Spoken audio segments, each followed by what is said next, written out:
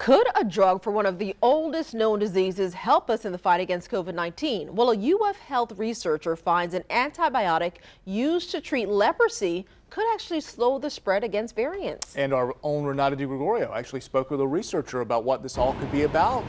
Renata, we know this could be especially helpful because this leprosy drug is already FDA approved.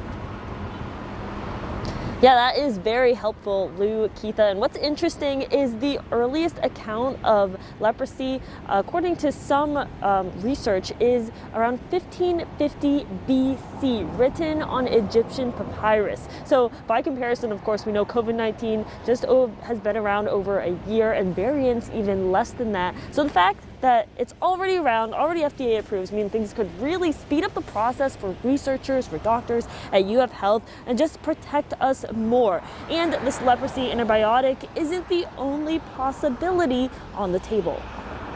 What UF Health Dr. David Ostrov finds a possible solution to battling COVID-19 variants. Strap in, we're going back to science class by creating this model. The red dots, those are the sites that are mutated in the UK variant. Ostrov found a pattern of mutations and a structural pocket in the highly contagious UK virus variant. It's variants that health experts warn could spark another surge and are responsible for rising cases around the globe. The virus is mutating in ways where the mutations might be cooperating with each other to increase the speed at which the virus can replicate, which means more transmissibility. The leprosy drug is one people still take. You might not know this, but in the U.S., there are 150 to 250 cases of leprosy reported each year, according to the CDC.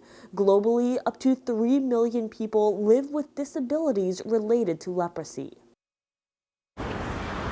So the next step here is to identify 2 to 4 drugs that could help the most against COVID-19 and eventually do clinical trials. Now, what about variants, the future of emerging variants here? We talked to Dr. Ostrov about what could happen with the vaccine. If he thinks that it'll still protect us with future ones, we'll hear from him coming up in the next half hour. I'm Renata DiGregorio, live in Jacksonville. First Coast News on your side.